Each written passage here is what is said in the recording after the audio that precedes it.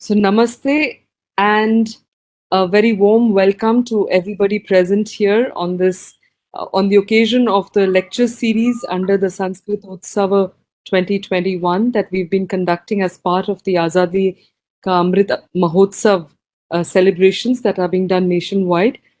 This talk, as you're all familiar, is being organized by the Center of Excellence for Indian Knowledge Systems in collaboration with the Sanskriti Club. That is a upcoming club to promote Sanskrit and Indian knowledge traditions. And this is based at Kharagpur. And we are also collaborating with AICTE and the IKS division of AICTE, that is a part of the Ministry of Education, as well as the Samskrita Bharati. So with these few words, I'd like to extend a very warm welcome to our main speaker, Shri Sunil Mehrotra ji, who is an alumnus, and he will be formally introduced. And also Professor Veni Madhav Adyam ji, who is a professor at IIT Kharagpur and will be introduced by our host here, Mehak ji. And so I'd just like to start with a small invocation.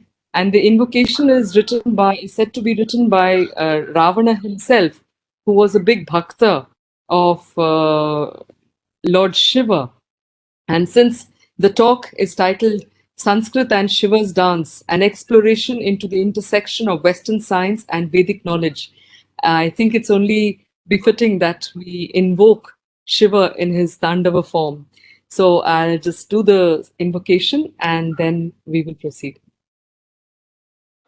Om Shri Guru Bhyo Namaha Harihi Om जटाटवीगलज्वलप्रवाहपावितस्थले गलेवलम्ब्यलम्बितं भुजङ्गतुङ्गमालिकां डमड्डमड्डमड्डमन्निनादवड्डमर्वयं चकारचण्डताण्डवं तनोतु नः शिव शिवं तनोतु नः शिव शिवं तनोतु नः शिव शिवम्.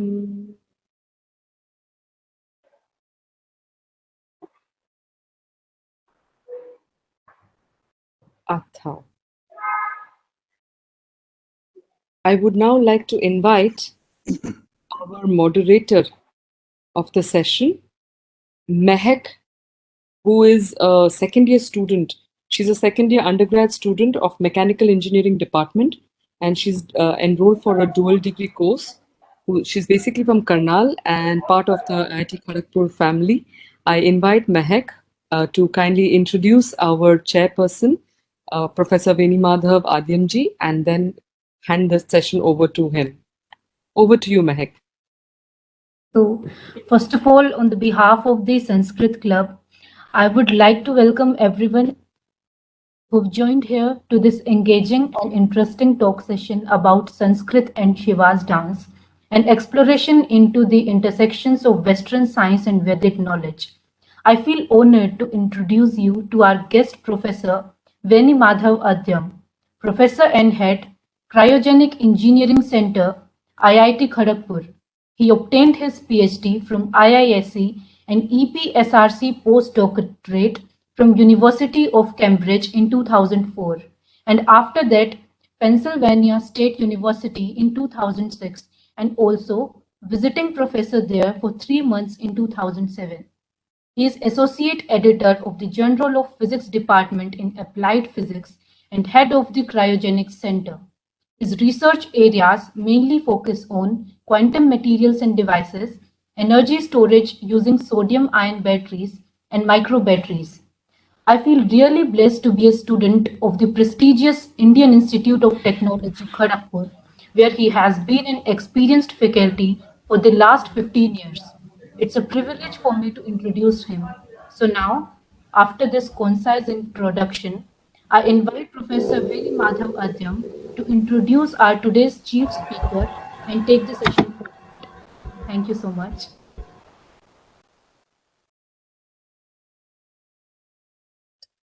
So we can't hear you, sir. Sir, we are not able to hear you. Yes. Yeah, thank you. Thank you, Mehak. And I know it's really a pleasure Sanskrit also. Very beautiful program, and I got an opportunity to introduce Mehrotra. Mehrotra is actually alumnus of our institute, IIT Kharagpur.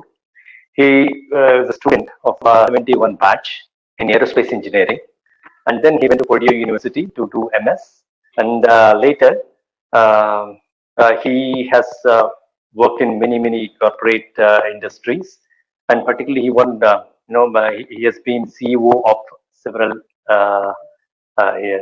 companies, and then he's also an entrepreneur of Idea Lab, Knowledge Links. So, and then he's a adjunct professor of Pepperdine University. This is about his academic part, and then the how he has been, the career wise has been going. And interestingly, today we are going to see Sunil Mehrotra in a different context today. That is, he has written two interesting books. Those two books are, one is on Shiva's dance, a scientist dances with the sages, and the second one is Einstein's unfinished business, the mind of God revealed. So these are the two books. But today's talk is going to be on the Shiva's dance and combining that with the Western sciences. So this topic is, it's an extraordinary topic. I'm very eager to hear that talk myself. But if you look at the convolution of this has been happening for some time, since the beginning of maybe we can put it as the science is progressing very nicely since 1900 after the quantum mechanics. I'm talking from the physicist perspective because Mehrotra ji is also a physicist, and his talk is also combining this aspect. And as a physicist, when I look at it, there is so much of ideas which have been brought from, or looks like, between this Vedic knowledge and particularly the modern physics, which is trying to combine together very nicely. And so many people have looked into this since the days of Schrodinger, and also very eminent scientists have looked into our Vedic literature very closely. But if you come little ahead of time now you can, people are actually seeing the differences. One is, as you can see, meditation, all these things are coming up as a the yoga, meditation, all these things are coming up as an application. People are thinking as an application of a Vedic science to to their living, and also slowly even recent Nobel Prize has gone to the gone to the Ekadashi, that is fasting, which is good. It's just trying to prove this is all there here. The knowledge is there, but combining this knowledge with the science is something very important. Only this is the job of the scientist who has to come up and do this. And I'm so glad that Sunil Mehrotra ji has done this fantastically as a physicist. And more interestingly, this is something the sun, this thing which has started, and I came to know that they have this Nataraj art which has been placed there. I'm surprised because as a child I went to this place called where the Nataraj puja is done. Right? It's called Shiva is a place. So when I went there, they said that there is something called secret, Chidambaram secret. They call Chidambaram secret. The secret. You ask them, they explain you something. As a child, I try to understand something, but I could not understand. They tell in their own way because they are not scientists. But as you grow up, this is nice. This is the combination, the creation, the that is not answer. I was to so how is it matching? So many questions. So many questions were there. As we grow, scientists, we grow. Then we try to impact things very nicely. In the case of so the European the Particle Research Center, which has started which has placed this particular murti over there, has a great significance, and there is a great combination that they try to look into the Eastern, particularly the Vedic Vedic part, Vedic knowledge, which they are looking into, and uh, Sunil Mehrotra ji is the right person, I think, writing a book of that, and talking today will be fantastic, and we are looking forward to that. Uh, uh, Mehrotra ji, I can't see him. Can we start? Are you Mehrotra ji? I can't see him. Yes, he's there. Namaskar ji. Hello. Ah, Namaskar ji. Yeah, could you hear me? Yes, I can. Is Okay. it my thank you for this lovely introduction, Professor Adyam, and thank you, Dr. Chowdhury, for organizing this. I'm immensely grateful. You put in a lot of effort, and finally, we are here after many attempts at this. So, thank you so much. And thank you for the audience. I see many of my classmates and some of my family in the audience. So, I'm grateful that you all have joined, and it's truly an international organization now. So, let me begin. I'm delighted to be. Can you hear me? Yes, very clear. Okay, I'm delighted to be back on campus, even though virtually.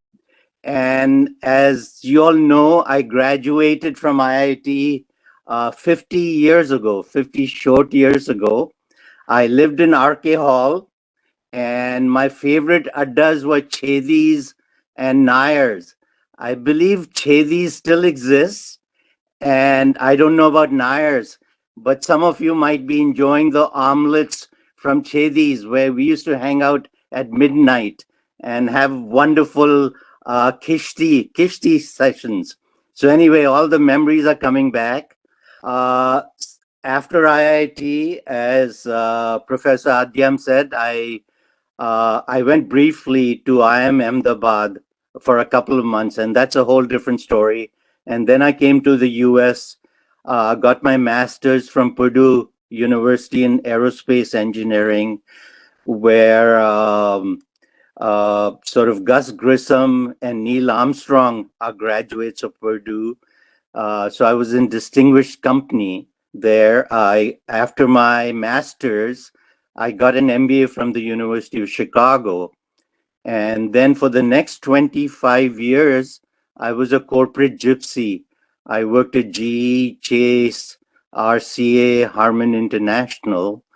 Did that for 25 years. Then in 1996, I started my own company called Knowledge Links. And you have to remember 1996. My company was on the internet, and in 1996, the web was in its infancy, and Yahoo was still in Stanford dorms, and Amazon was just a glint in Jeff Bezos' eyes, and Sundar Pichai was still a student at IIT. There was no Google then. So we were considered pioneers at that time, and we were written up in Forbes as best of the web 3 years in a row. My company got acquired in 2003. I sort of semi-retired and started teaching at Pepperdine, which is in Malibu, California. Not a bad place to be in. Did that for a few years, and then in 2006 I retired finally, and since then have been pursuing my passion, which really is trying to address two existential questions. The first question is, who am I? And for some of you, it might seem like a trivial question, especially for the young ones in this audience. And I'll address that. The second existential question is, what is reality? And again, some of you might wonder, why is this man wanting to know what reality is? Isn't what we are seeing, what we are experiencing here, not reality? Well, it's not quite like it, because what we have here is two very different versions of reality. One is through Western science, and the other is through Upanishads. And the Western science says reality is what we experience through our senses. So you're seeing me, you're hearing my voice, you're in a room. For some of you, it's evening, for others, it's morning. And Western science says that's all there is. That's what Western science says. There's nothing else. We are born, we live our lives, and we die, and that's it, right? But Upanishads say, and they've been, our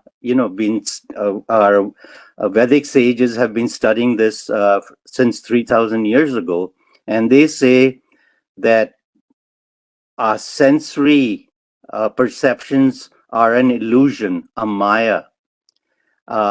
This is not reality, it's an illusion. So we have two very different views of reality. So my question to me was, they both can be right? There has to be only one reality. So I've spent the last 25 years trying to understand, how is it that Western science says this is real and Upanishads have a different view of reality, which is really real, right? And so my efforts have been to try and reconcile the two streams of knowledge and wisdom. And so that's been my passion. And as Professor Adyam said, I've written 2 books on it. The first one is Shiva's Dance. A scientist, that's me, dances with the sages. And the second book is Einstein's Unfinished Business. Some of you might know, Einstein said that he'd like to know the mind of God.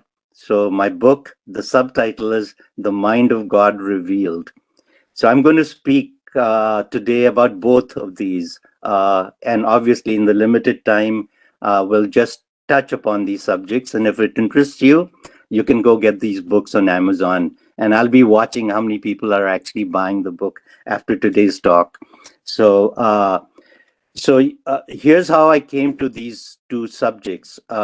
Western science, as you know, I was a science major in high school, and then did IIT, and then did masters. So I'm steeped in Western science. But Upanishads, when I was growing up in India, uh, I went to a Catholic high school and then IIT, and there was no exposure to the Upanishads. Sadly so.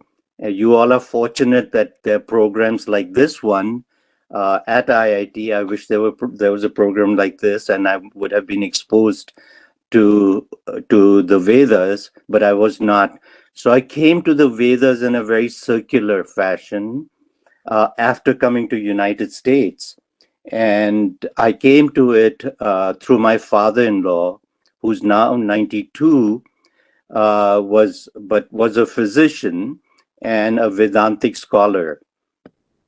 So everything I know about the Upanishads, I have imbibed through him over the years. I've had many dialogues with him. And early on in my discussions with him, he would say things like, Sunil, there's no dance, there's no dancer, there's only dancing. Sunil, you and I don't exist. Sunil, we are all one. So early on, when he would say these things, they made no sense to me. And because, these are abstractions, and you don't get taught this at IIT, that, that I don't exist, you don't exist. So I was not going to accept an unfaith. I started to research the Vedas, and in particular Advaita, Vedanta, and the Upanishads. And I read up not in Sanskrit. Unlike Professor Chowdhury, I have no knowledge of Sanskrit. So I read up anything I could put my hands on that was written in English. So I read up on Swami Vivekanand, Raman Maharishi, Shri Aurobindo, and just many books on, including Eknath Ishwaran's Bhagavad Gita. So anything I could put my hands on that was written in English. And so through osmosis, I've learned about Advaita Vedanta. So here I was I had a good understanding of Western science, and I was beginning to understand the Upanishads. And then my passion and all of my obsession became to try and reconcile the two streams of knowledge. So that's what my talk is about today. And I'll take a slight pause just to catch my breath. So my talk today is organized in 4 sections. The first section is I'll give you a 50,000 feet summary of Western science. And then the second portion is even in higher elevation understanding of the Upanishads. So those are first 2. That'll set the stage. The third segment is to reconcile or to go deeply into my understanding of what the connection is between the two. And so that's the third segment, and that's what fascinates me. And I've sort of continued to research that area, and I'll speak about that. Then the fourth segment is that having understood all of this, what does it mean? How has it changed my life? And how might it change your lives? And that's really the sort of the bottom line. And there's a fifth segment, but that'll be for another talk, right? So, so let me begin with the first segment, which is a 50,000 feet view of Western science. So the way I have organized my own thinking is there are 4 pillars of Western science. The first pillar is that how did the universe come into existence? That pillar, the answer is the Big Bang Theory. So the Big Bang Theory says how the universe came into being, and that's well researched, and that's the accepted theory of how the universe came into being. And many books have been written on it, and many physicists have earned Nobel laureates researching this. And there's proof. And the proof is the background microwave radiation. And some of you might know this. Okay, so that's the first pillar. The second pillar of Western science is how from matter life emerged, right? From inert, simple elements like hydrogen, carbon, oxygen, nitrogen, and phosphorus, uh, living matter emerged. And that's Darwin's theory of evolution. So Darwin has said that over 4 billion years, life from simple, complex molecules has resulted in you and I, the human beings, right? 4 billion years. So that's the second pillar. The third pillar of Western science is Einstein's theories. And as you all know and know well, that sort of Einstein appended or turned upside down the Newtonian view of the world, right? And in particular, the theory that's relevant to our discussion here is there's no separation of space-time. Without space, there's no time. Without time, there's no space. And so there's no such thing as space-time. Space-time is a continuum. Not only that, but space and time are not stages on which life plays out, as Newton thought, and the scientists thought for a longest time until Einstein came along. Einstein said, no, that's not how it is. Space-time is not a inert stage. It's what interacts with matter. And so matter curves space-time, and space-time tells matter how to move. So that was Einstein's theory.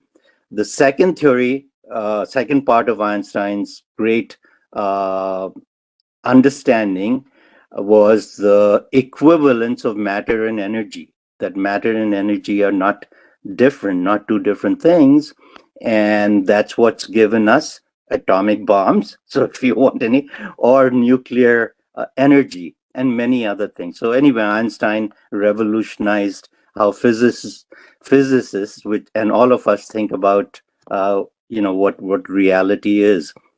Now, the fourth one, which is Professor Adyam's um, sort of knowledge base, is the most bizarre of the scientific theories. It's the quantum mechanics.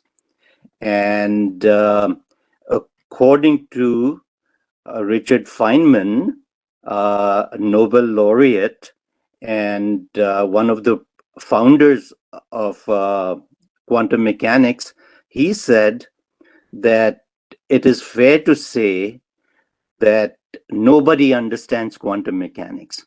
So I'm going to editorialize and say nobody excepting Professor Adyam understands quantum mechanics. So I'm not going to pretend to understand quantum mechanics, but I'll say that I've spent a lot of time trying to understand quantum mechanics. So I'm going to distill out two of the sort of foundational theories of quantum mechanics, which are relevant to this talk here. And I'm sure Professor Adyam might take objection to my description of quantum mechanics. So here's what is sort of abstract and bizarre. According to quantum mechanics, down at the subparticle level, there is no matter. Everything exists as potentialities or as probability waves.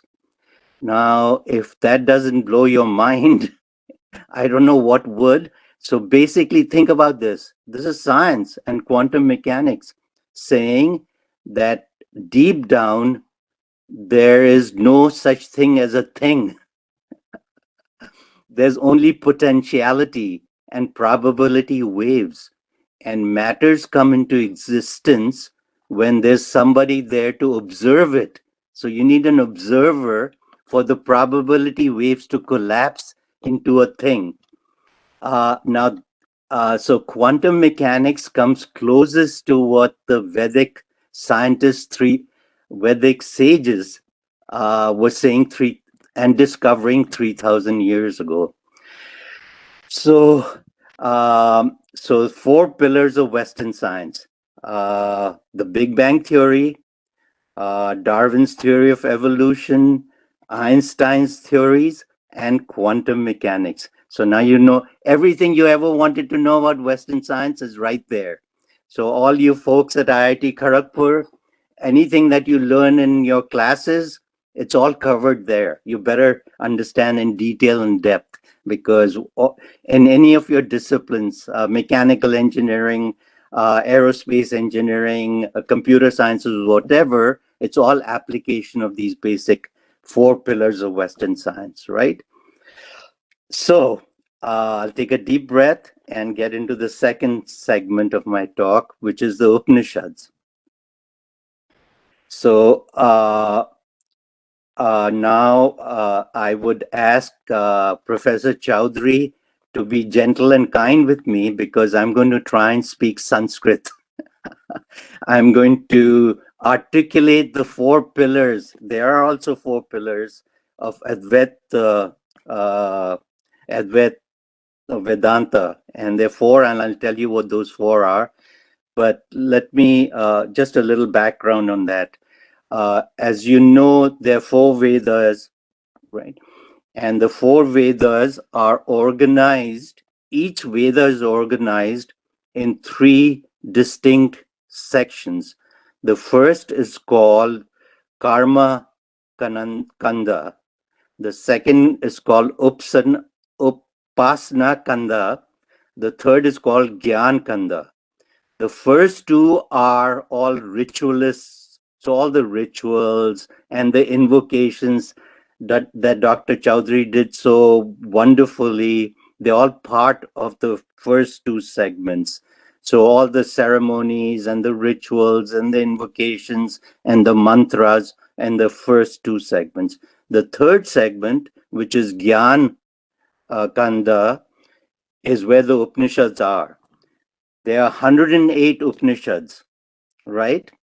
And and they were all sort of the Vedic sages over hundreds of years came up with the Upanishads and the Vedas, but the Advaits distilled the key knowledge in the Upanishads into what's called Mahavakyas. Mahavakya means great sentences. So all the essential knowledge has been distilled down into the Mahavakyas, which are used as mantras and so on. So for the purposes of, I'm not going to go through 108 Mahavakyas here. I have picked four which capture the essence of Advait Vedanta. And here's where my Sanskrit. Before I break into Sanskrit, you have to remember it's been 50 years since I've been in India. So even my Hindi, I've stopped dreaming in Hindi. I dream in English.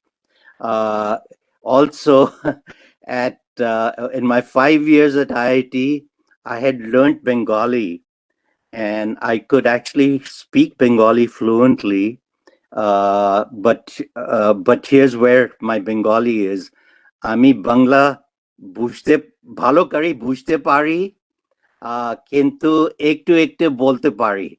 The rest, so I do understand Bengali still, I think. I haven't tested that, but my classmates are here and they'll probably test me after this. But so anyway, that's where my Bengali and Hindi are. And just so forgive me because my Sanskrit is only going to get worse. But back to the topic. There are four Mahavakyas. The first one is Pragyanam Brahma, which means consciousness is Brahma. The second is I am Atma Brahma, that I am Brahma. The third one is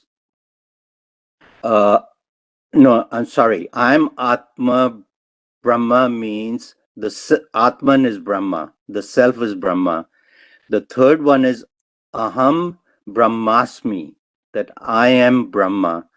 The fourth one is Tat Tvam Asi, that thou art.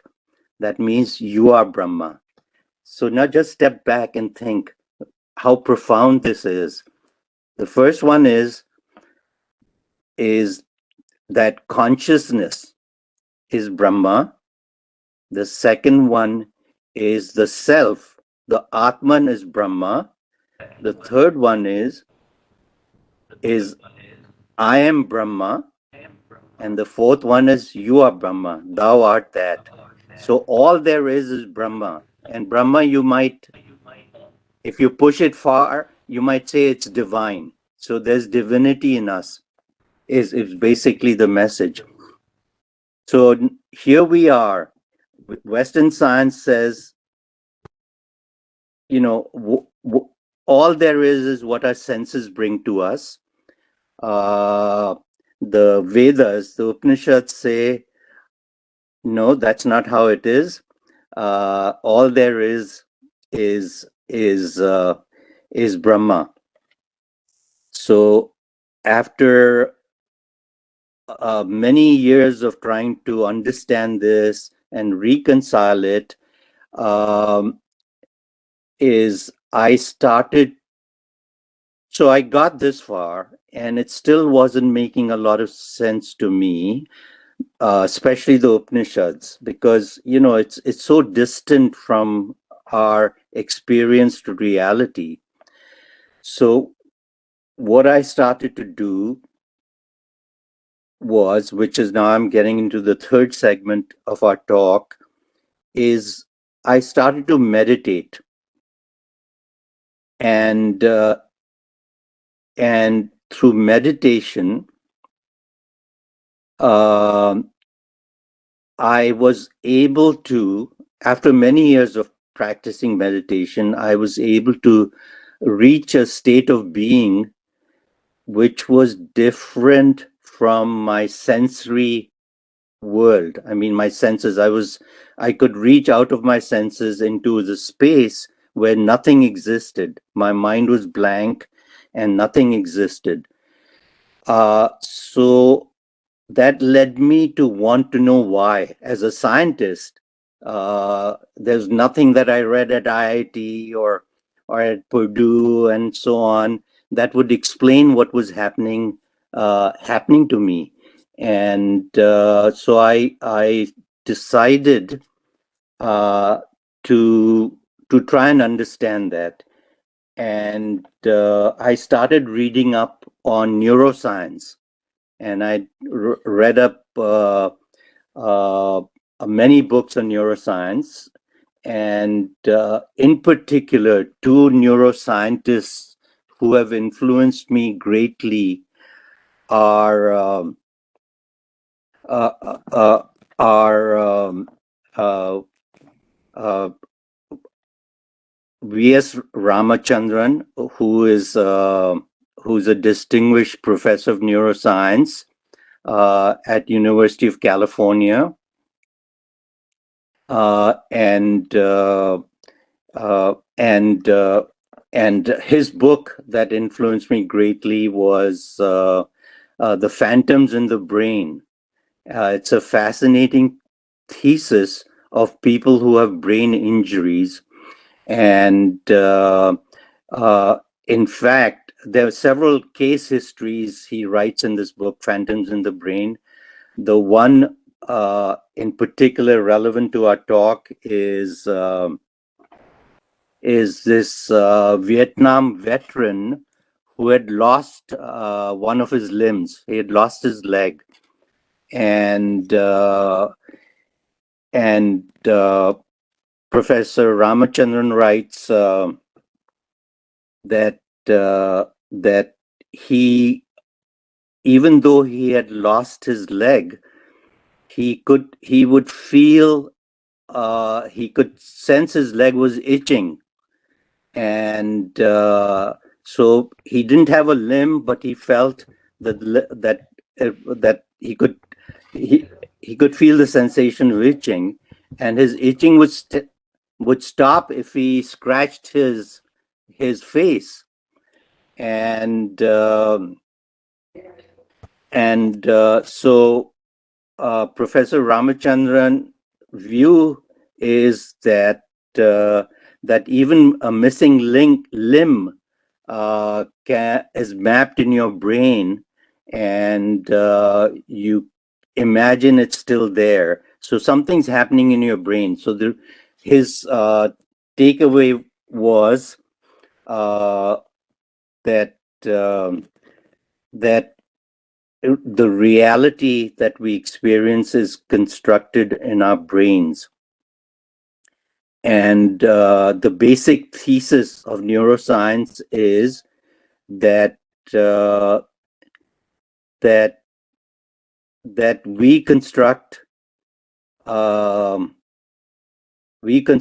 reality in our brains. There's nothing out there. It's all constructed in our brains, and that's the latest thinking in neuroscience. So so if you look at his work and the work by this eminent neuroscientist at the University of Southern California, whose book is The Self Comes to Mind, and he describes in great detail his research on how our perception of who we are is constructed in our minds. So our body and our minds are actually illusion. They're constructed. We don't exist. I don't exist. You don't exist. We've created this reality in our heads because all reality is in our minds. So now uh, you can see how how the Vedic sages and Western science, through the work of neuroscientists, are coming to the same conclusion that you and I don't exist. We have created this reality through our heads, in our head. And so just think about how profound this knowledge is and the connection between Western science and what the Vedic sages had postulated thousands of years ago. And they are all converging on this idea that that the reality, what we perceive as reality through our senses, is a constructed reality. It's something that we create our reality in our minds. So as you are looking at me and I'm looking at some of you on my screen, we could just as well be in a virtual reality game because how do you know that I exist, that you're not dreaming that I exist? And this is if some of you may have heard this story of Raja Janak, where he went to sleep and he dreamt that he was a pauper, he was not a king, that he had been robbed, and that he was a pauper. And he woke up in a sweat and wasn't sure if he was a king dreaming that he was a beggar, or was he a beggar dreaming that he was a king. He was so puzzled by this. And just think about this, okay? And he was so confused and puzzled that he assembled the greatest minds in his kingdom and asked them, is he, who is he? Is he a king or is he a pauper? And now, if you think of that question, science cannot answer that question. We don't know. Through science, you we don't know which it is, because we don't know whether we're dreaming all this. What is reality? For example, right now, I mean, I'm looking at the screen, you're looking at the screen, and how do we know that all this is real? I'm not dreaming this and you're not dreaming this. We could each be in each other's dreams, or could be a virtual reality. So how do you break out of this conundrum? And so the Upanishads say that, in fact, it is all a dream. That this is the only thing that's real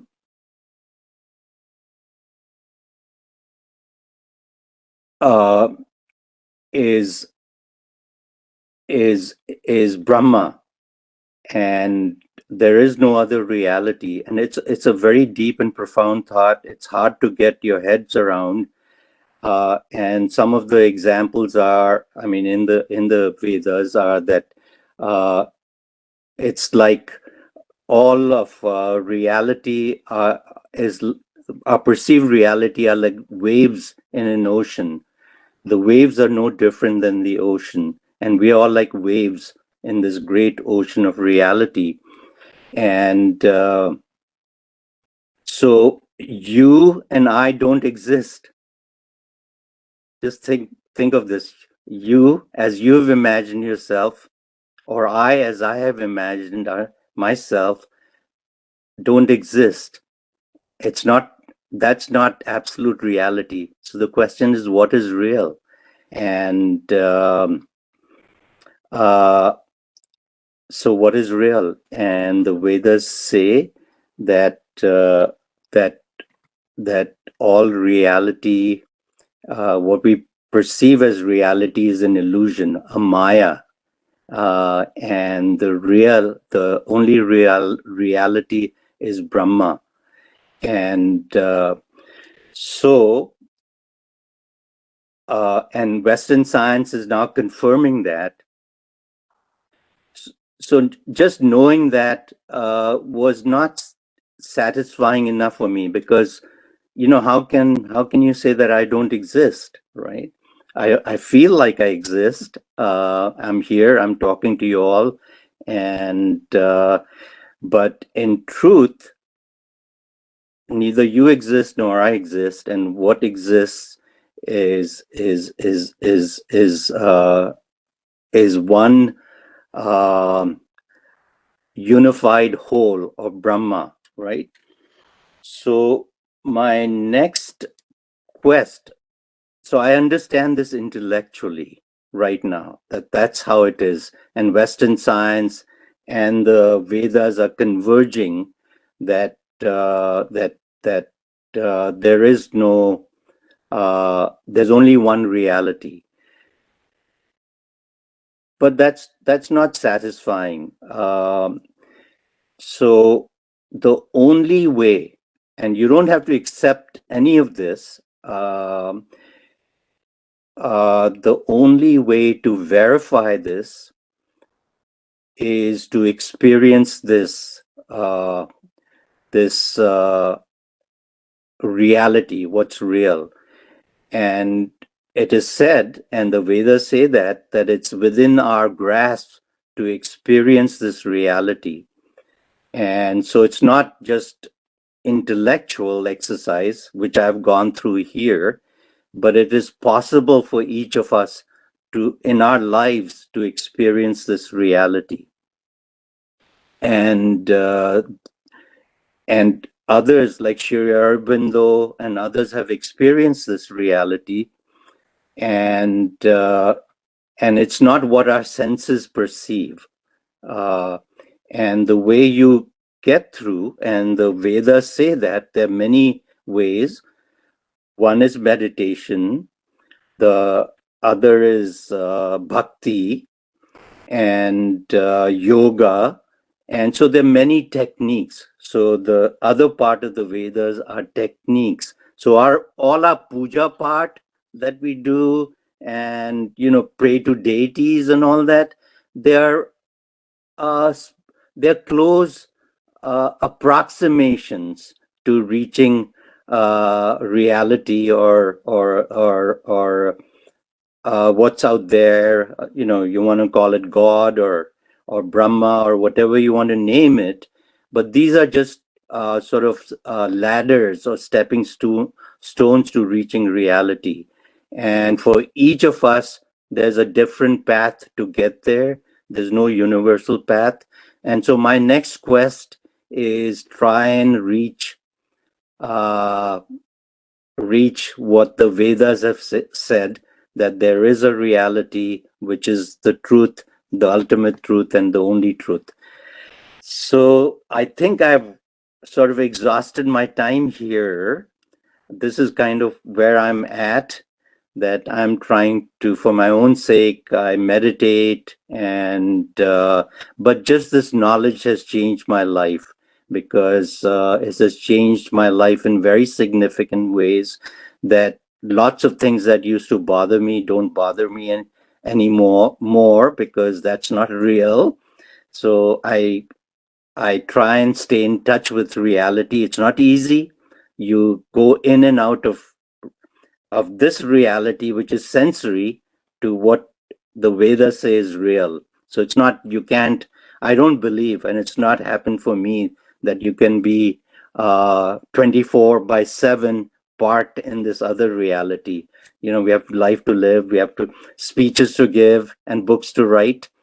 So anyway, that's my sort of concluding points, and I'm sort of handing it over to our moderators.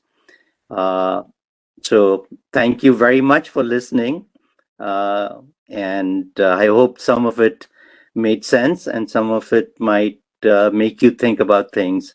And if you're interested, I'm not plugging my books, but it's in much better detail than I've talked here, are in two of my books, which are available on Amazon. So thank you very much. And I'm turning it over to the moderators and Professor Adyam. And yes, can't hear you. We can't hear you, sir. We can't hear you. But I'll just, as Sir gets his sound all right, I'd just like to thank you very much, Sunilji, for this. Uh, I think more than anything else, it was uh, a discovery that you've made based on your own personal experience, which I think is finally regarded as the most powerful way of knowing things. So, thank you very much for bringing these together and adding your personal experience as a bonding glue that reaffirms what one has said and the other one is exploring in different ways. So, thank you very much. Over to Professor Adyam. So, would you like to Yeah, share a few thoughts?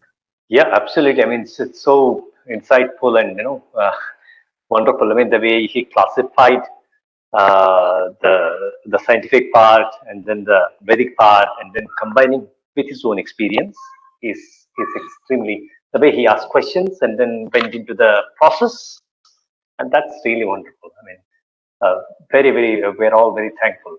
But there may be a few questions because he has really taken us in a very uphill and then next uphill, and then his thoughts, he's thinking in his way of looking at, so which is again difficult to catch up with.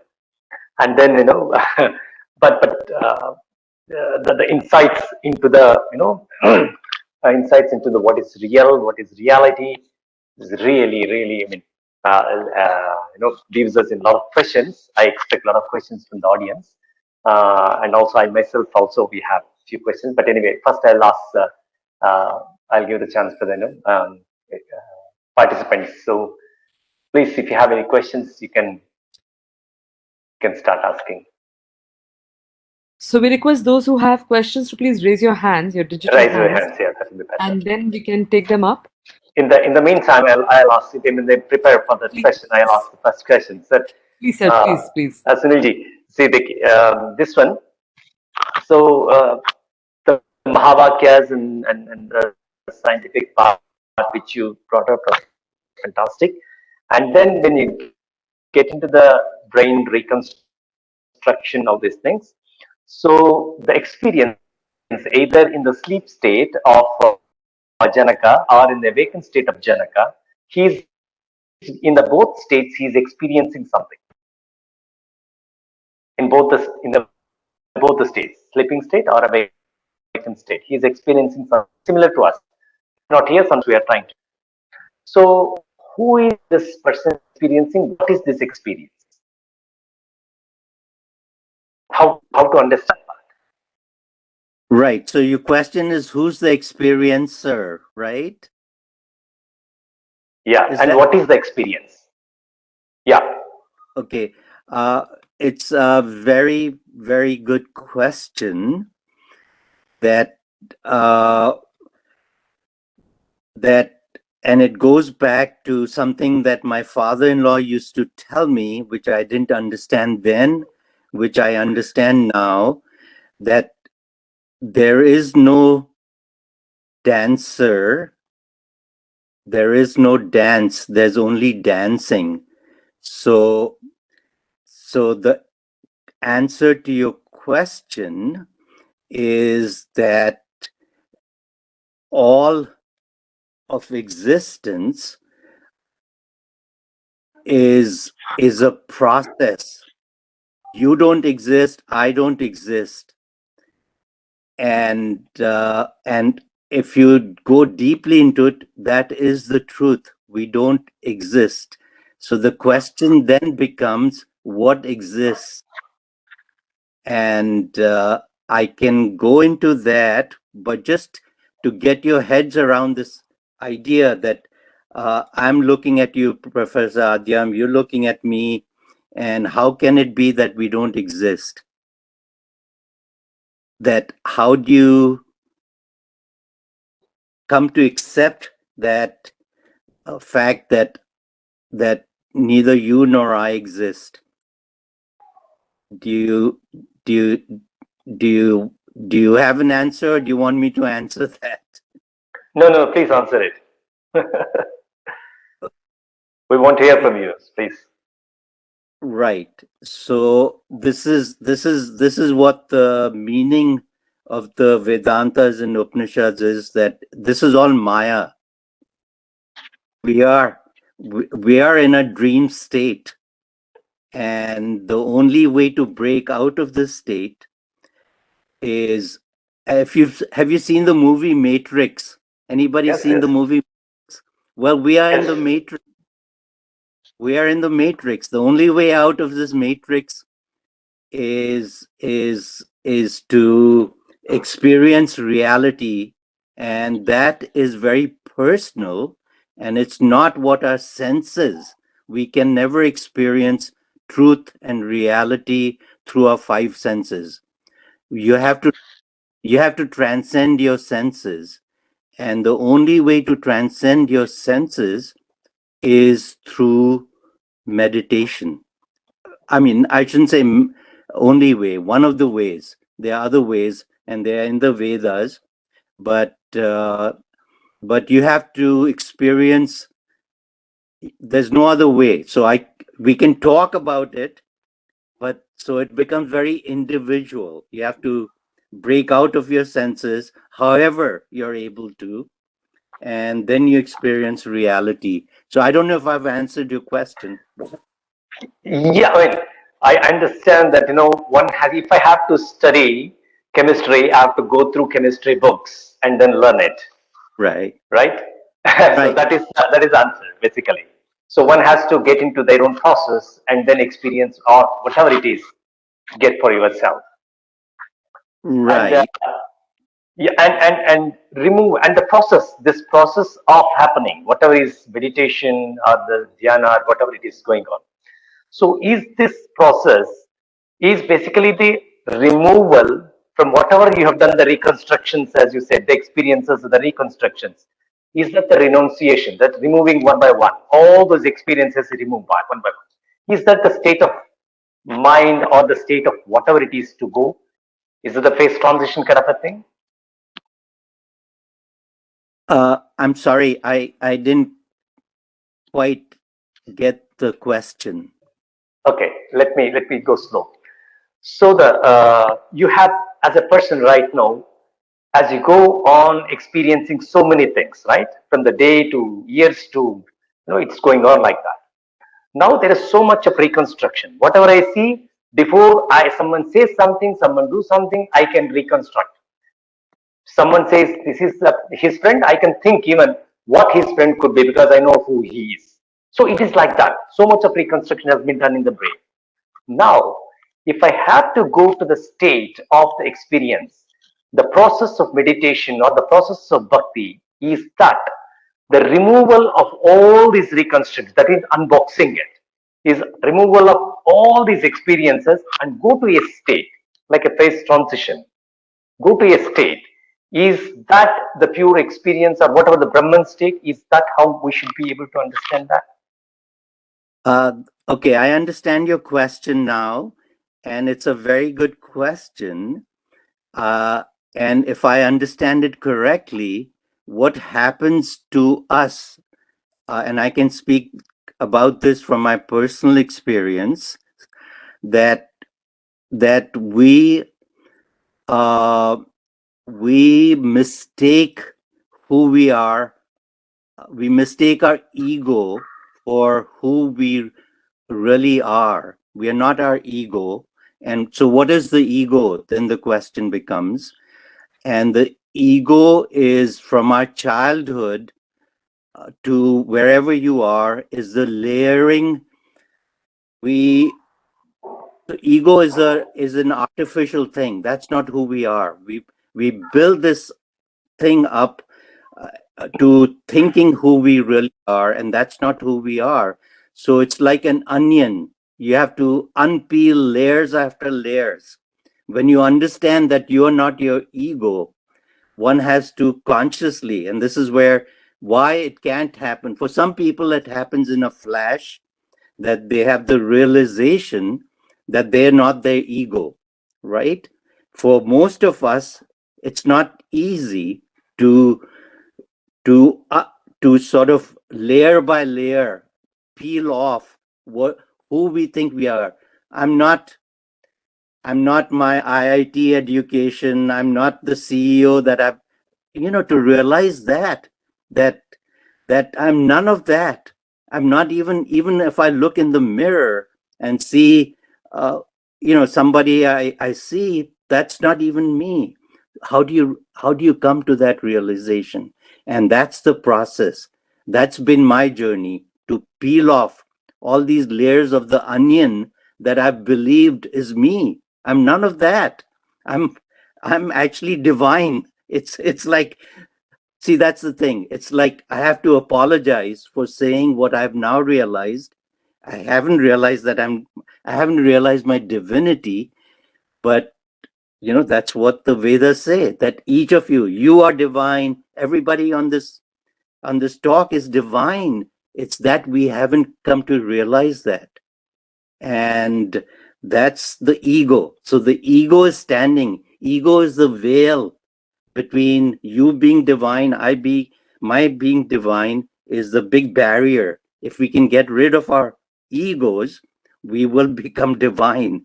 And that's what Shri Aurobindo said. So let me, if you've read Shri Aurobindo, he said there's 7 stages of, going into our consciousness. And you have to go through these 7 stages to reach your divinity, and it doesn't happen overnight. Obviously, it's not like walking up a ladder, right? 7 steps and we are suddenly gods, right? So that's the thing, that you have the god illusion. Once you realize that you're divine, you really think, but that's when the ego kicks in.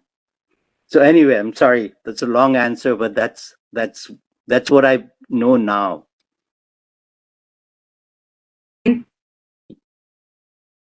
Thank you very much. Yes. Sunilji, Anuradha here. Professor Adyam, with your permission, should we just take a few more questions from the audience here? Should I take that on? Yes? We can't hear you, Professor Adyam. Yeah. I'm waiting for the questions. Yeah, please go ahead. All right. So I'd request Surajji to please unmute and ask his question. Maybe you'd like to just introduce yourself briefly and do so.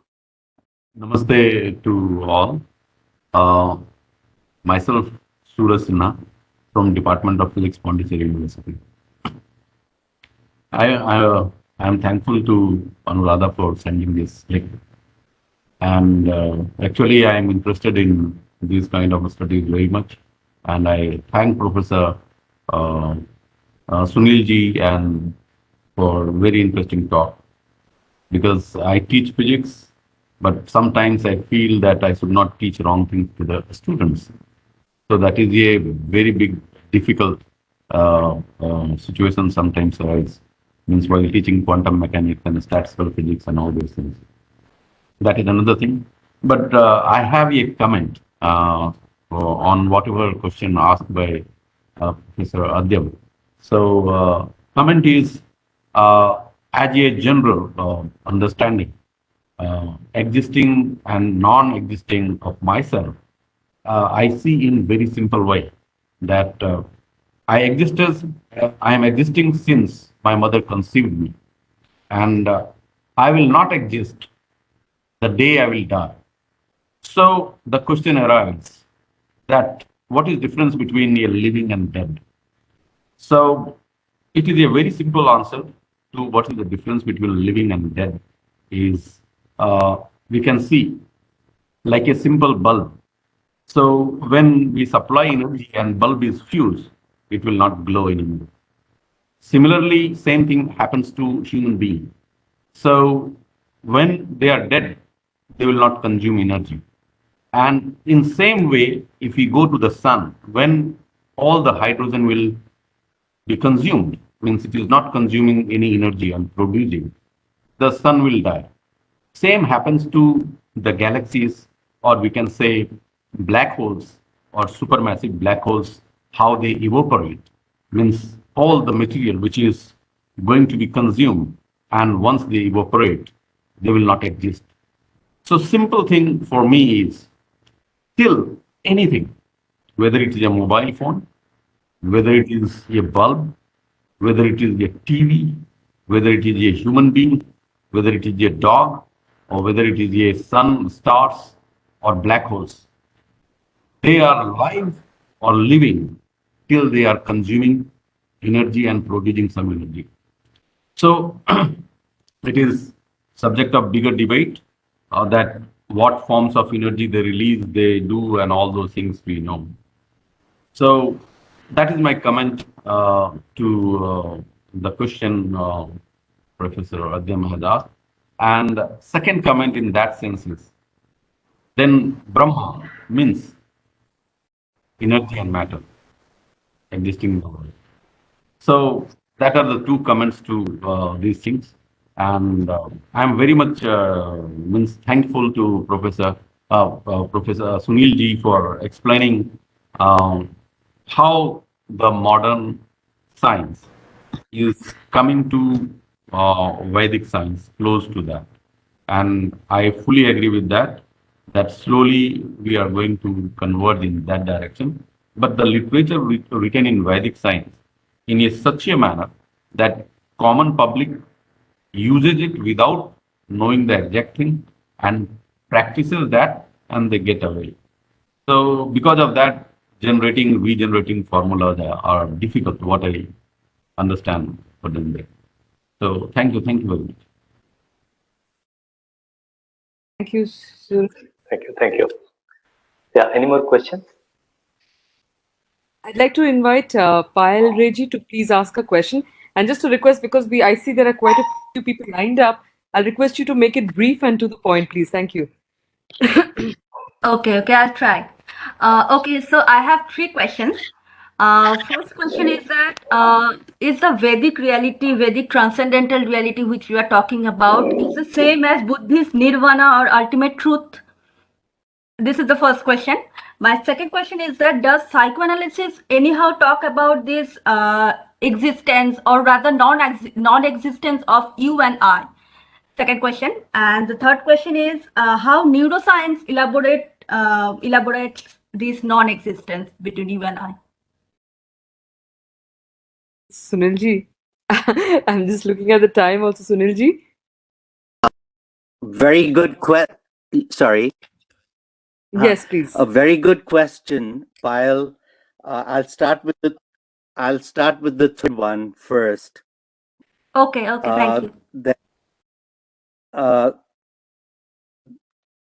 Your question, the third one was neuroscience, right? Yes, sir. Hello? Yes, Okay. sir. Yes. So neuroscience, in fact, it's really, this is my latest fascination, is to understand the Vedas through neuroscience. So you're on the right track in that regard.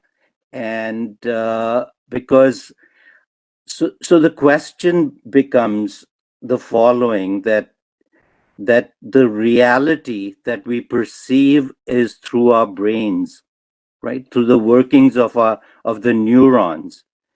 So anything that we consider real, like this moment, your or my perception of reality is shaped by the neurons firing in your brain and my brain, right? So it's a constructed reality. That is what the Vedas say, that is not the absolute reality. That this is we are actually the closest analogy is that if you think of a virtual reality game, our senses have created this. So our brains construct our reality, and so what happens is that that our senses bring through our through our nervous system, they transmit signals from the outside to our brain. There's nothing happening until our brain converts that into what we call reality. So that's why, going back to quantum physics and why Shiva's dance is why Shiva is at the at CERN, which is the facility for the which is the largest uh, sort of the where all the atomic research is going on in Switzerland. So there's a Shiva's dance there. So if you look at so what is reality? Both from science and from neuroscience, it's our reality is a constructed reality, and there's no such thing other than atoms. So it's Shiva's dance. It's the dance of atoms, of subatomic particles, and they all put together in our brain as the reality we are seeing. I'm sorry if I have not answered your question, but so neuroscience is the key to reconciling the Vedic scientists as they were and Western science. In fact, if you understand the workings of your brain, you actually have the answer, and that's where you can reconcile what the Vedas say and what Western science says. So that's the. What were your other two questions? Okay, my Sorry. first question. No, one That's thing. okay. Excuse me. I'll Payal, intervene. Could I just intervene, please, Payal? Payal, are you there? Yes, of course. Yes, Yeah. of course. I'm just wondering if we can put the other two on hold for now and just give the others a chance. We'll just complete the other ones and come back to you if there's time, if you don't mind. No Okay? problem. No problem. Thank you. Thank you. So, Santoshji, may I invite you to please ask your question? Thank you so much. Miss, thank you for this wonderful talk. My question is, as you rightly said that in meditation, with deep meditation, you can experience reality. That's true. In the meditation, you can experience Aham Brahmasmi, or the emptiness as the Buddhists say it. But as you come out of meditation, you may be in meditation for 1 hour, but for the remaining 23 hours, the divinity experience in meditation is diluted and the ego dominates. Now, what would you suggest that for the remaining 23 hours, the divinity dominates? Very, very good question. So it's a really, really good question. I don't think it's possible to stay in that divine stage for most of us. They're rare individuals. So, and here's why.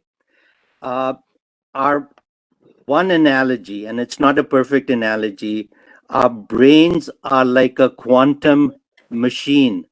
So we can exist in two states. One is our five sensory stage, which we call human, and the other is divine.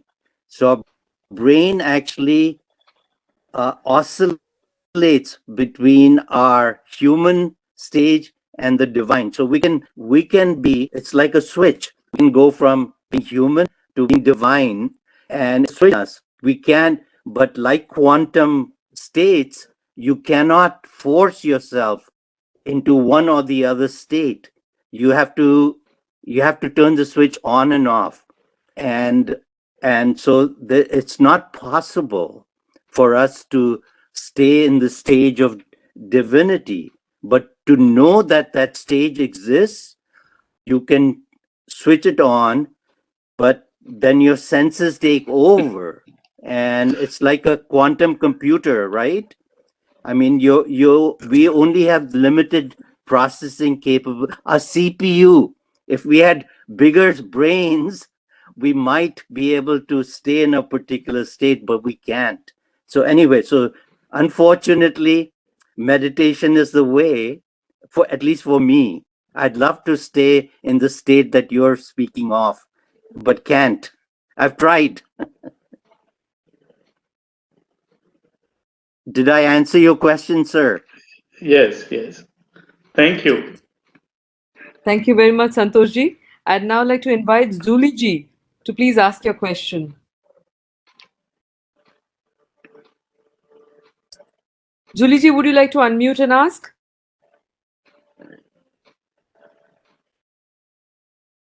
All right. I think Katyayani ji, would you like to ask your question?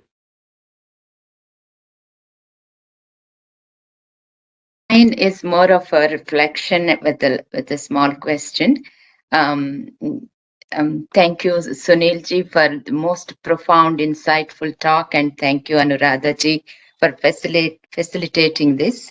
And most importantly, everything is given out of your own experience.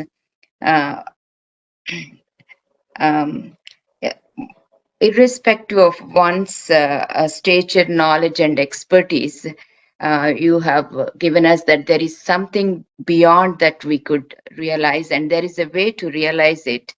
And that's the most important part. That's the most fascinating thing. Overcoming that, it's hard to overcome the fact that we are overcome the fact that everything that exists is not real, going beyond those senses. And there is a way to realize it, as you said, is meditation. And it brings out a lot of freedom and fearlessness. My question is, how, keeping in perspective of your background, how does this impact your lifestyle and your relationships? How does this actually affect it? And what is it that we can learn more from this realization? It looks like you have experienced it as opposed to us. So could you throw some light on that, Sunilji?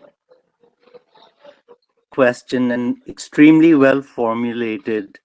So I have to tell you from my personal experience, what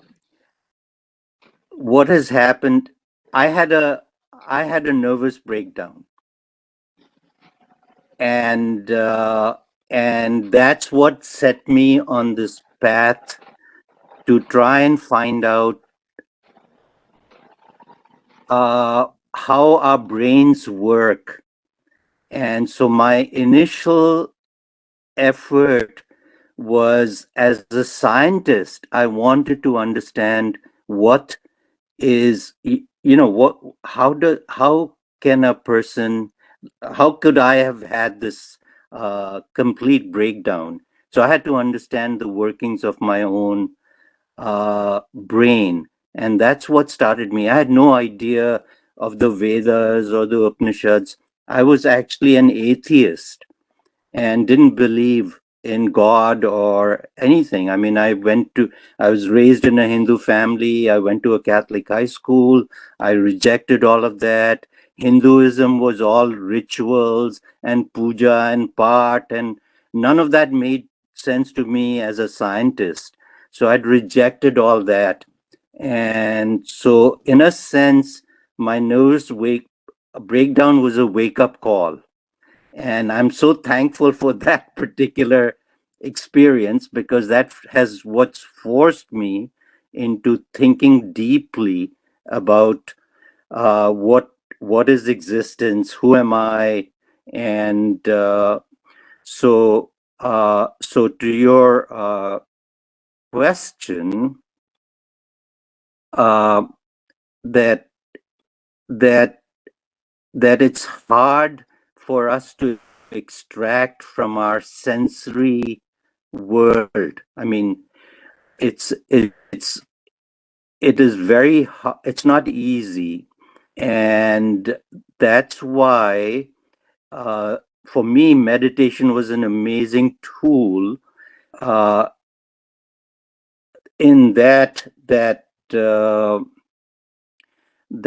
two things worked for me. One was meditation, the other is to continue inquiring, to ask questions, to read neuroscience, all the things that I was not familiar with, to read the Upanishads, to read the writings of Shri Raman Maharishi.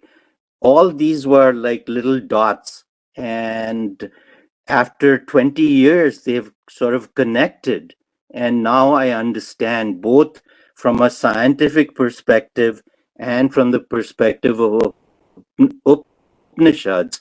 And what I now understand is essentially how our brains work. It's all about a mind. Our body itself is an illusion.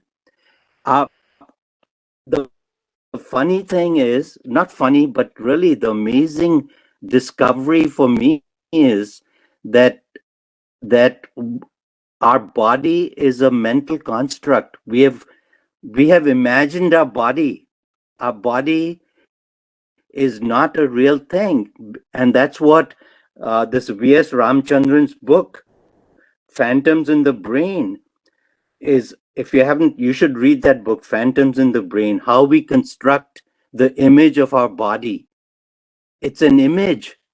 It's a mental image. It's the most bizarre thing. Your body is not what it's your brain's construction. Our our limbs, our things, everything that we perceive of our body is constructed in our brains. We don't even know. So in that sense, it's a virtual reality. And so the real challenge is to extract ourselves from the sensory world, from the world of our smell, taste, sound. How do you extract yourself? And that's the movie Matrix. So anyway, I hope I've answered your question. You did, Sunilji, and thank you for reinforcing and endorsing my train of thought. The reason being, I had always been agnostic, but now, because I failed to see the other side of the coin, I had no idea of Upanishads, nothing of this side. Nothing, absolutely nothing. Once you start tasting this and going back to your background, you realize how much of freedom and fearlessness this brings once you realize you are not real. So that's the most wonderful thing, but I have not yet experienced the way you did. And thank you so much for your response. Appreciated. There's so many questions. Anuradji, there are so many questions connecting to the same one. Like, someone's asking about the tooth pain. So right now, whatever he's answered is actually answers some of those questions as well. So we can go for the new question. Pick up the question here, which is on the Nilanjana Ghosh's questions. Do you want to take that up? Maybe I can just ask that question. Would you like to read it? Yeah, you can read because I cannot read very close. All right. So Sunilji, there's one question in the chat by Nilanjana ji, Nilanjana Ghosh, who's asking, can the sublime kinetic energy of emotions in the absolute terms or the rasa in art be compared with the energy strings at the base of the 11th dimension or the probability waves, as you said? Okay. Could you please answer that? Would you like to answer that, Sunilji?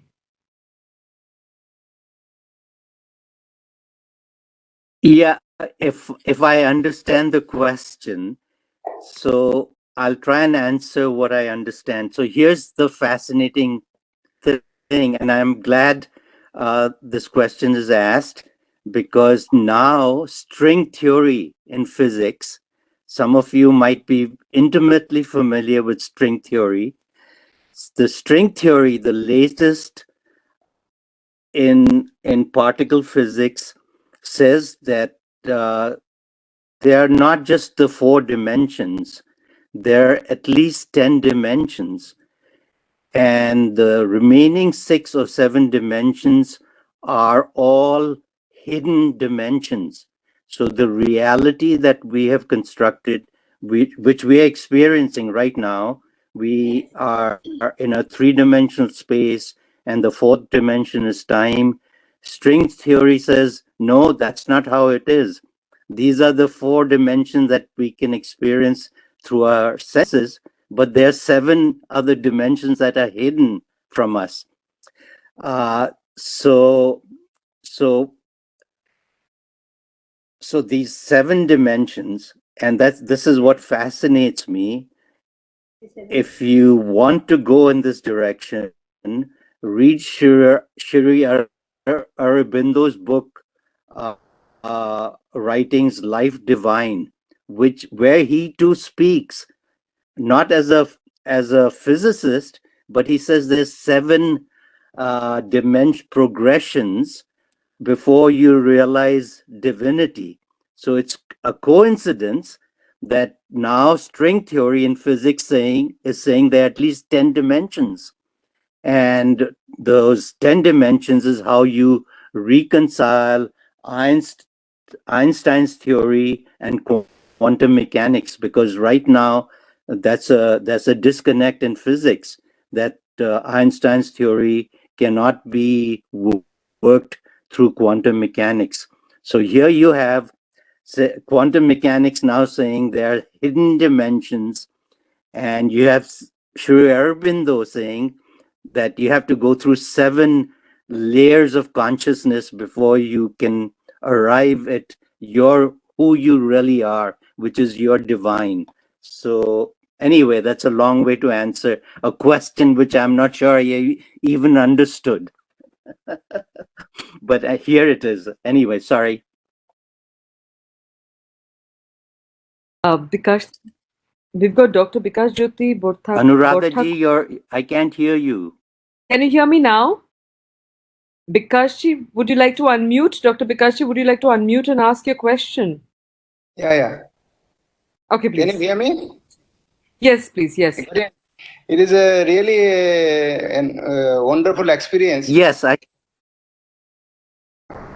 what I wanted to ask is, you have gone through both the Western science as well as the Upanishadic view of what is reality. But what do you exactly feel? Which one is real?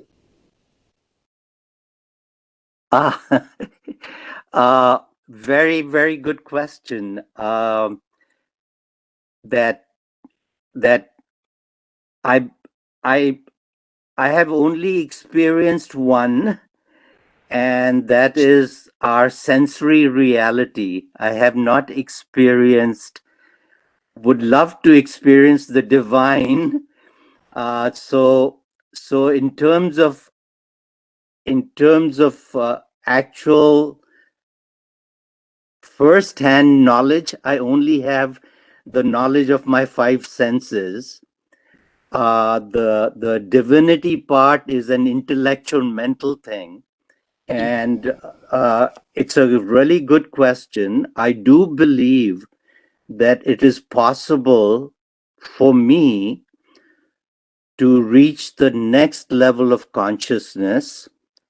And so, as they say in the common literature on all of this, there's self-realization and there's God realization. I'm at the stage of self-realization where I now know who I am, and I'm not just my senses. So that much I know. So that's still intellectual. The next level of whatever you wish to call it, dharmic progression, or is God realization, and it seems like a very extreme hope and view and desire. But people like Shri Aurobindo and Raman Maharishi have achieved that God realization. So that's not intellectual. You don't talk about it. You have to experience it. So that's experiential. And I have not experienced divinity in me or anything else. So I'm still at the intellectual stage. And I am hoping that before I die, I can experience divinity, but it's unlikely. It's probably in my next life. No, sir. So anyway, that's my answer. Another I'm sorry. Thank you very much. Kash, another another thing just is that to get the reality realized, do you have to have the belief? Can you hear me? I'm not sure. do you need the Yes, I hear you. Yeah. Uh, No. you have to have conviction. You have to be 100% sure. You can't be namby-pamby about this. You can't doubt. You have to get rid of all doubt. That's for sure. You cannot be you because then it's like you have to, like somebody else said, you can't dissipate your energies. All your energies have to focus like a laser beam. And if you have doubts, then that's what I believe. I don't know. That's what I believe. Thank you, sir. Thank you so much. Thank you very much. Anuradhaji, one, Yes. because there are maybe last question we can do, but most of the questions in the file and other people, they've asked one question that is about the Buddhism bringing in here. So whether that also says the same thing about what he said. So that is one question. Maybe if he wants, we can finally touch upon. Or basically, there are various models. Like science, we see various models. Like Sunil ji today spoke about Advaita Siddhanta. There are various other Siddhantas are there. Like Dvaita is there, Vishishtadvaita is there, and then Achinta Bheda philosophy is there. There are various models. So one is says bhakti is prominent, one says something else is prominent. So it is up to you to go through. But if you want to learn something, you please go through that completely, as he said. If you want to study something, you 100% like a laser beam, you have to focus that much of time and energy. You have to focus, and then experience that to yourself. Without the experience, it's not possible to move ahead. Anuradhaji, if you have any more questions to ask, There were some anyone? personal questions. There were one or two questions. I don't know if you would, Sunilji, just depends on your time also. We have Yeah. one or two questions. Like Anil Kumarji would just was curious to know how long you started this journey after your nervous breakdown that you talked about. So how much time does this magic take to unfold itself in the human consciousness? Well, you are young, so time to begin is now. It's taken me 20. Yes, I did. I think so. Anuradhaji, you're silent now. I can't hear you. Hello? Fine. Please continue. Yes, please continue. Yes, There's a I lag. heard your question. So I was saying that that you all are still young. So the time to begin is now. And it's taken me 25 years, but it's been the most fascinating 25 years of my life.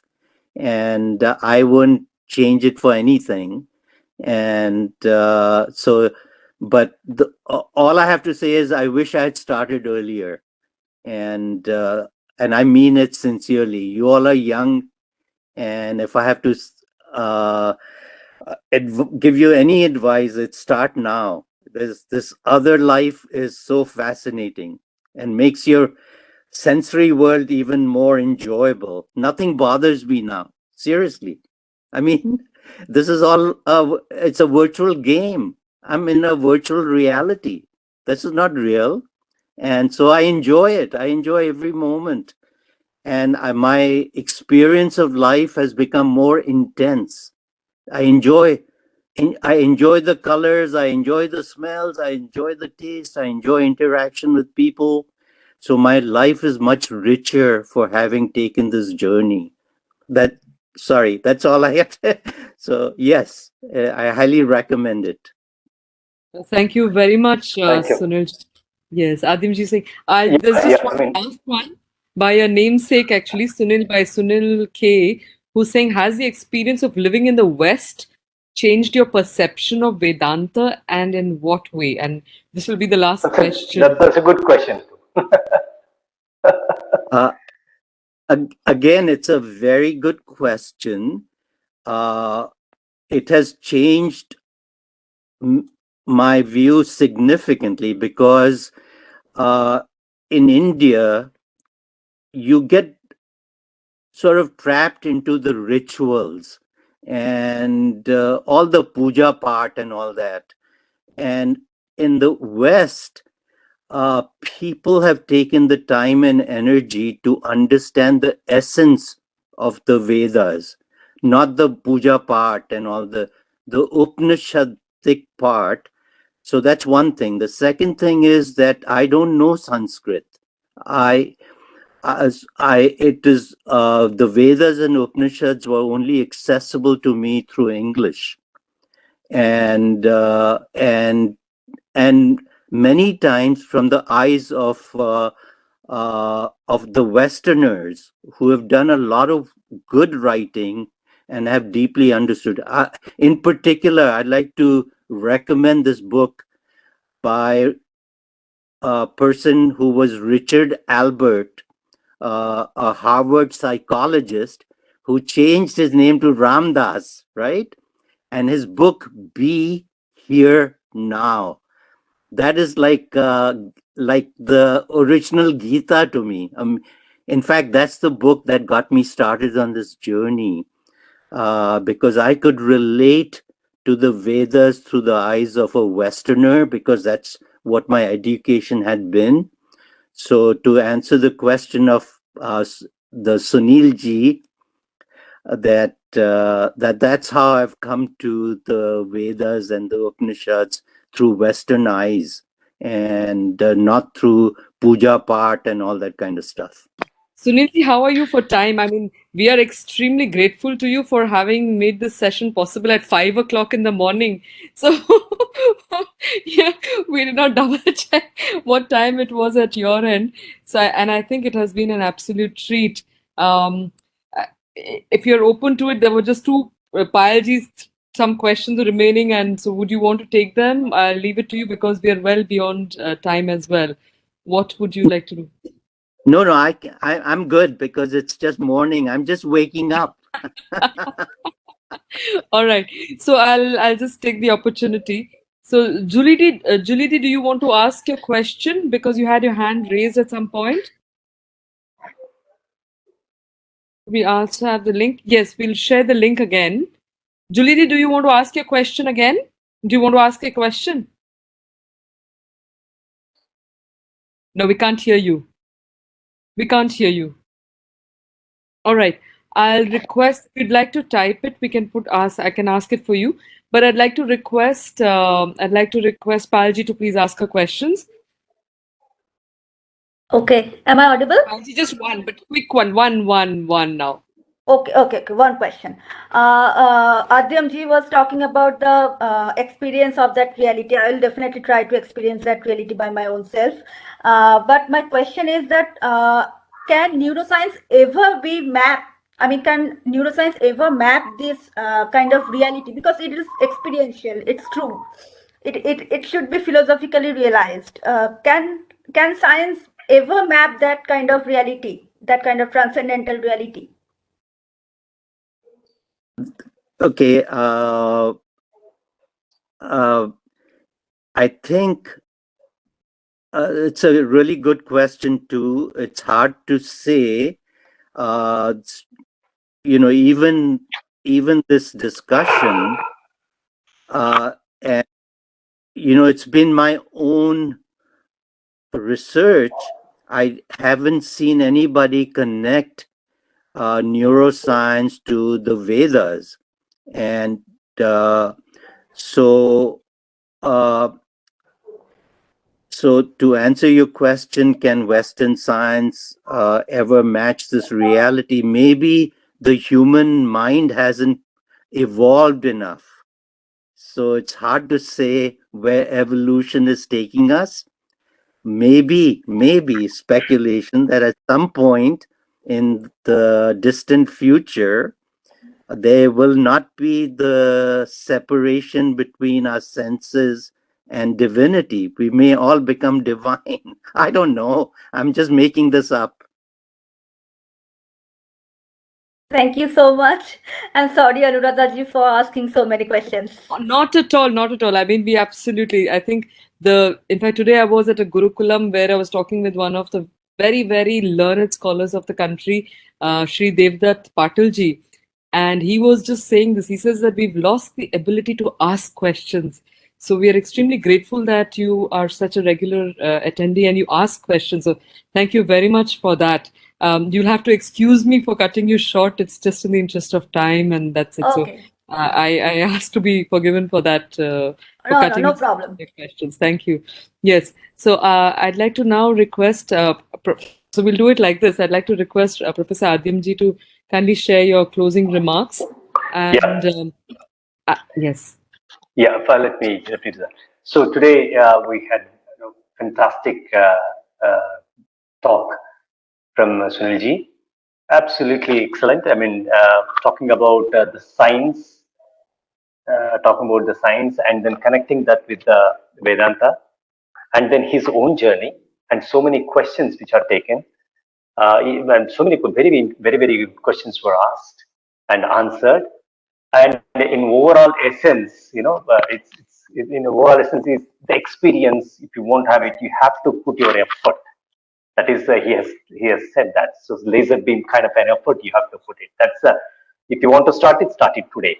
So these are the two important things. If I want to take it, these are the two things I'm taking it today. Sunilji, many thanks. I mean, such a eye-opening session it was. Yeah, I mean, we study a lot of things. We study books. I mean, we teach, we go, we do several things, several aspects of us, and taking out us from different things and focusing on this particular path.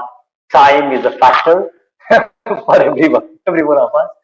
So, but we have to plan it well, and everyone, I think, will agree with me. Like the way he has done when he was around 40s, he has started doing all this. So, which means that we should be able to do it as well and move forward. Thank you, Sunilji. I mean, and your whole knowledge on one of the things when you were answering, someone asked the question, right?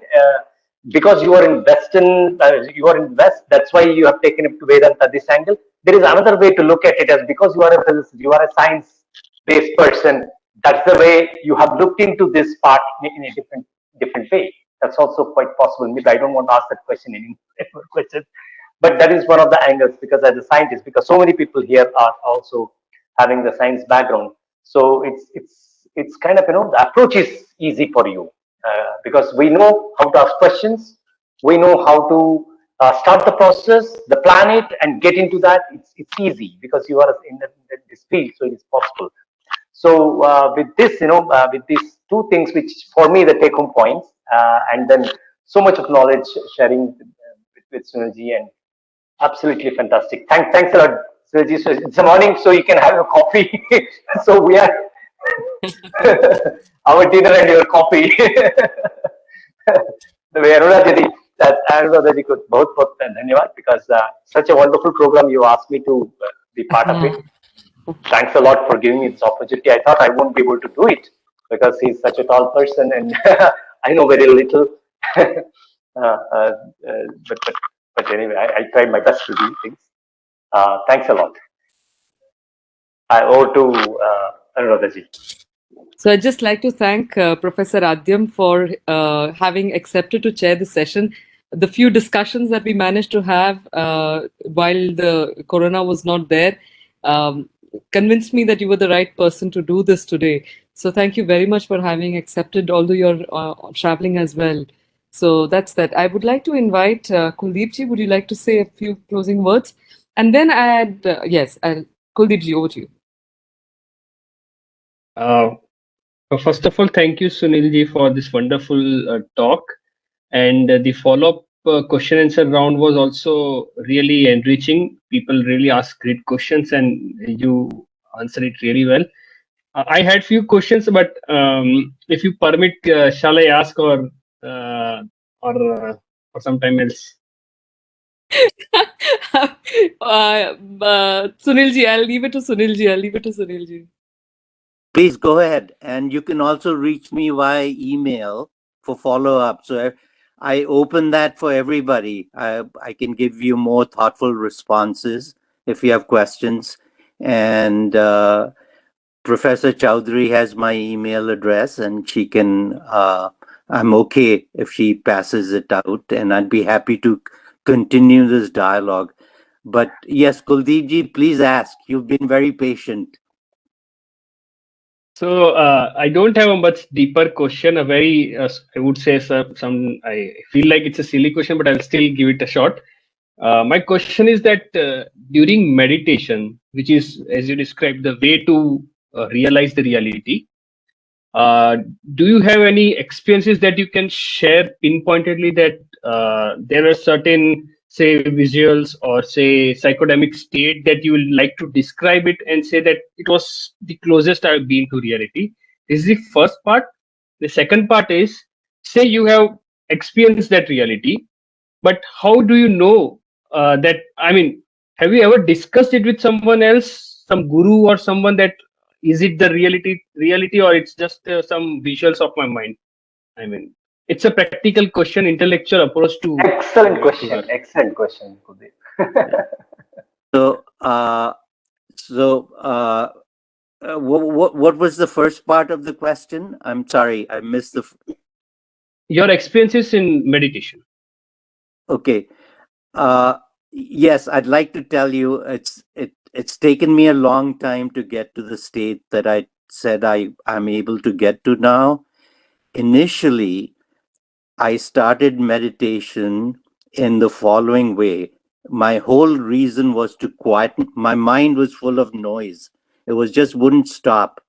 And so what I started to do, and this was not reading any books on meditation or anything, I would put on headphones and turn music on really loud, rock music, and and really loud with headphones on, right? And so what it did for me was really quieten the noise inside my head. My my I I couldn't think because the music was so loud, and but it was amazing because what would happen is that thoughts, there was no room for thoughts. It was just, and gradually, so it was rock music originally, then it went into drums.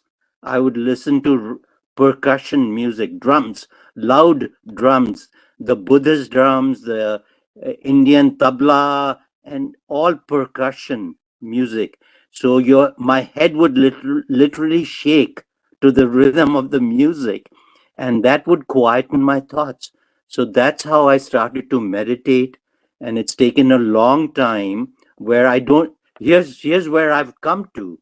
I can now go to rock concerts with my children and tune out. I could be meditating in the middle of a rock concert. So it's been a journey. It's not like it happens overnight and people get frustrated. The first thing is, how do you quieten? The whole purpose is, how do you quieten your mind?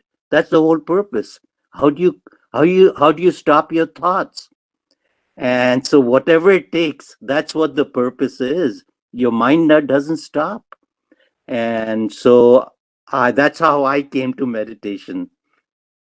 And now I can be anywhere. I could be at a Christmas party and tune out. And it's fascinating. I could be in a different world. So, yep. And then you had a second question. How do you know that? That's a really good question. I don't know. I might be kidding myself that, this is great. I have no idea. How do you know? I don't know. But it feels good. That's all I can say. No, I think one of the measures, if I may just add here, one of the fallouts of genuine meditation versus the other, just a figment, fantasy, is the transformative nature of the experience. where there is a conscious understanding of the reality. The reality of that is so absolute, in a sense, it's so unquestioning that then everything else necessarily undergoes transformation. So, as someone who's teaching some Indian psychology at IIT Kharagpur, this would be a kind of a response that I would give. And I'd like to use my prerogative here to just share with you a small experiment, a small exercise. So, it's like if you look at your hand, we see, if I say, ask everybody to look at your hands, you'll see lines, you'll see texture, you'll see all of that.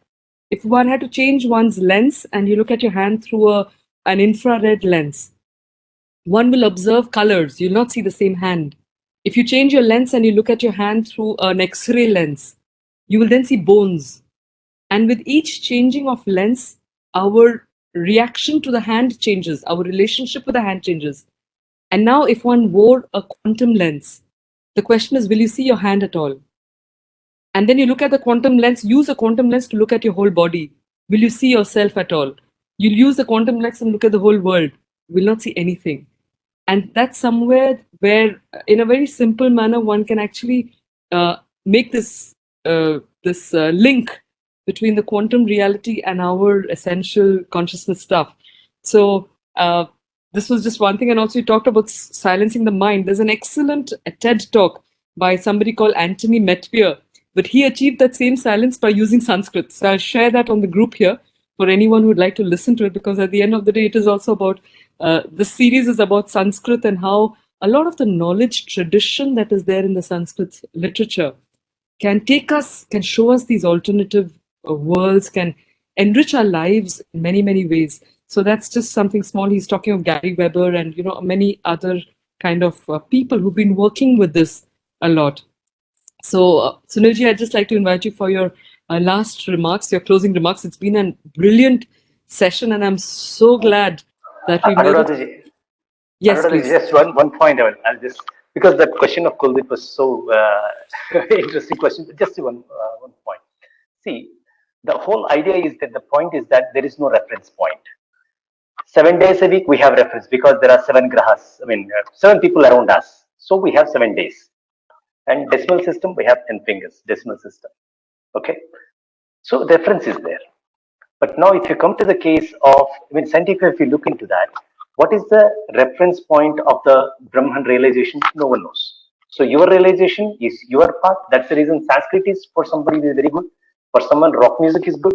For someone, something else is. Because none of us know what is that reality is. That's it. Thank you very much for bringing it back. So, Sunil, would you like to share your closing words? And with your permission, then I'd like to end with the Nirvana Shatkam of Shankaracharya, where he talks of this fantastic realization that you've been speaking about and married it with science. So, yes, over to you, Sunilji. Thank you. First off, I'm immensely grateful to Professor Chowdhury. She prefers that I call her Anuradha. But now I feel like we've become friends. We've been trying to organize this for like 5 months or so, right? And I'm finally getting to see her and she see me. But I've enjoyed the 5 months of discussions on and off, and I know how busy you are.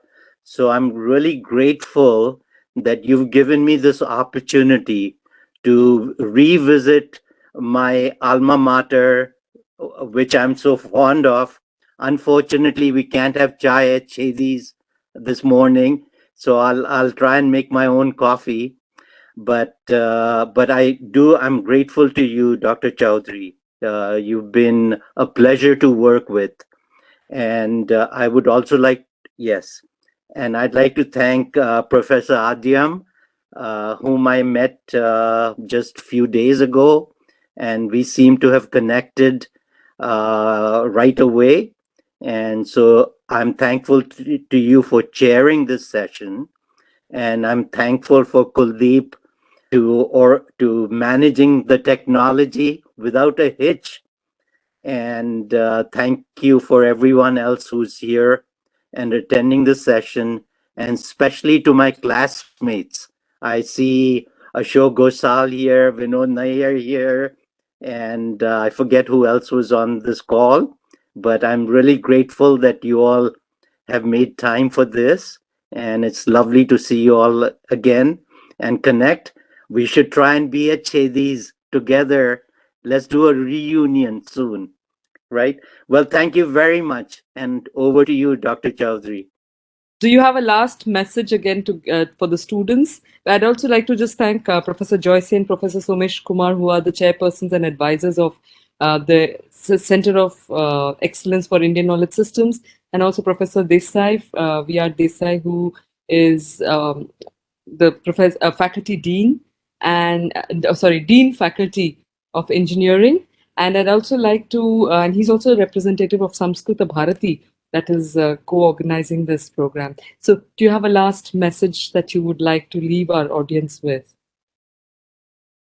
Well, I wish you all a happy journey to the great beyond, and enjoy the journey, as they say. Journey is more important than the destination.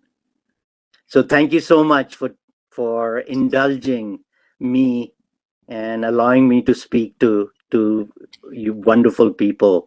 So good luck to you all, and thank you very much.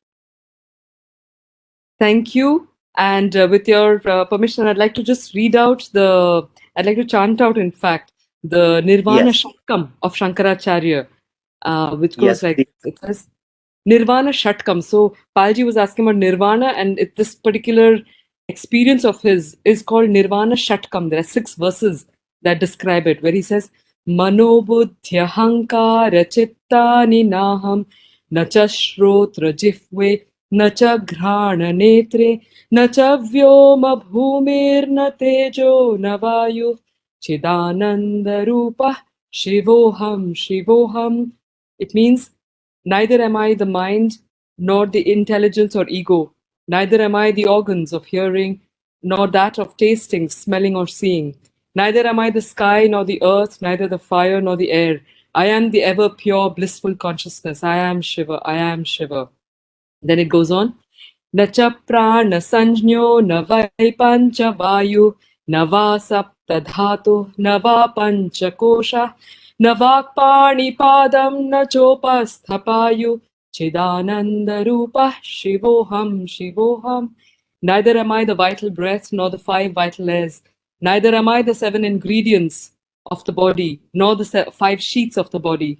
Neither am I the organ of speech, nor the organs of holding, that's the hand, the movement of the feet, or excretion. I am the ever pure, blissful consciousness. I am Shiva. I am Shiva.